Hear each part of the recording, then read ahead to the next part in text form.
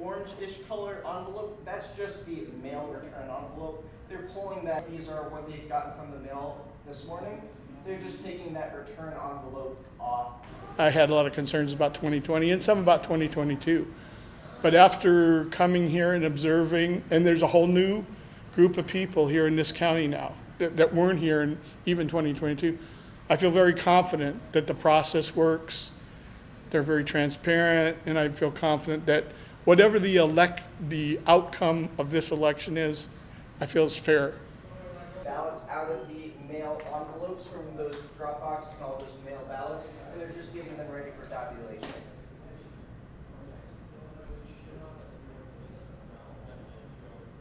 What do you mean tabulated? We're not counting, they're just... We're counting them too. Oh, but they stay in the... Pardon? Oh, I was radioing to them over there in that room. While they're doing that.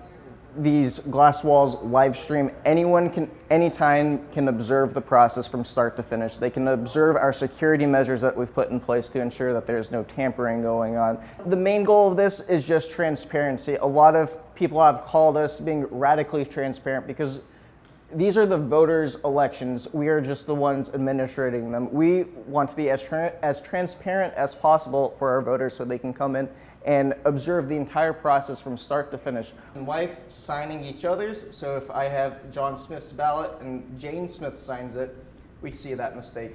Yeah. So it hasn't been a full house yet, but once the word's been getting out, once we get closer to understanding the process and being able to show anyone who wants to the process from start to finish. What I'm going to suggest is once that's done in here. But we're at that point now to where I have complete confidence in what we're doing here in our county. This is probably the most valuable instrument that we have in our country, is the ability to vote. And it's imperative that we have a good a trust of the public as a whole. And so that was real evident to me in 2020 that we are losing a lot of the trust in our residents. And in fact, people don't vote because they think it's already rigged.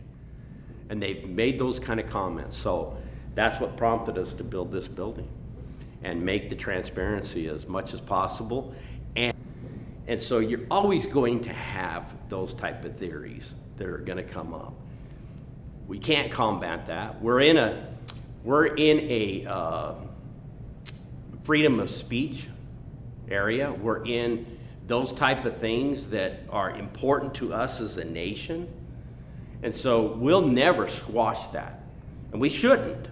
People should be able to speak their mind and how they feel about things. That's one of our amendments in our Constitution, allows them to do that. But what we can do on the other side is do everything in our power to be as transparent as possible. And then over here is our early voting department. They're all working right now since we are in the middle of early voting. And I can show you in this room closer up.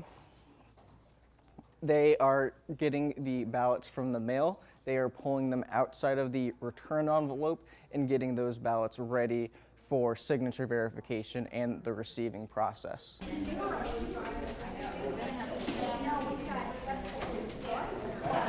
Yeah. The ballots we receive and pick up at the drop boxes come through here.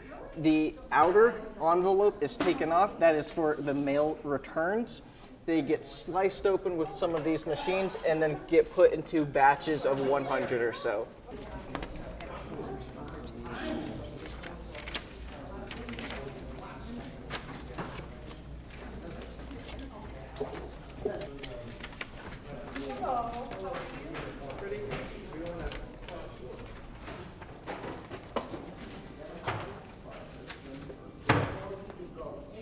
These are our ballot transfer boxes. We utilize these. They go out to the drop boxes and they have GPS locks on them. It sends a signal to our main facility and it lets us know if it's locked and where it's at. GPS locks can be opened up with what we call the fleet up card. It gets placed here.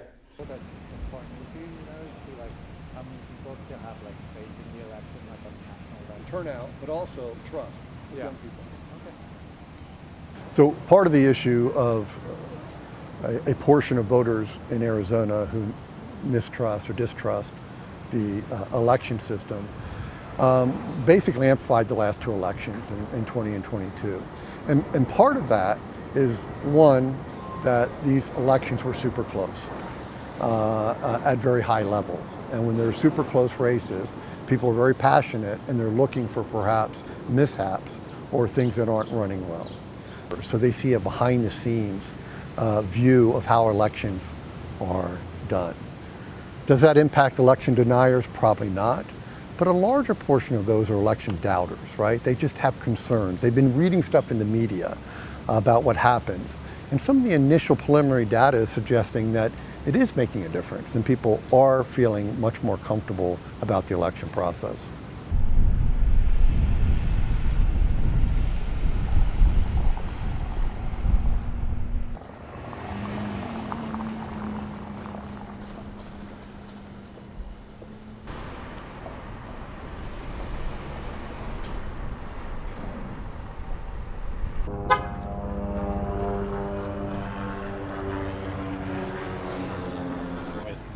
I think there was a lot of things that were done that weren't lawful, and I feel like those things may not happen this time.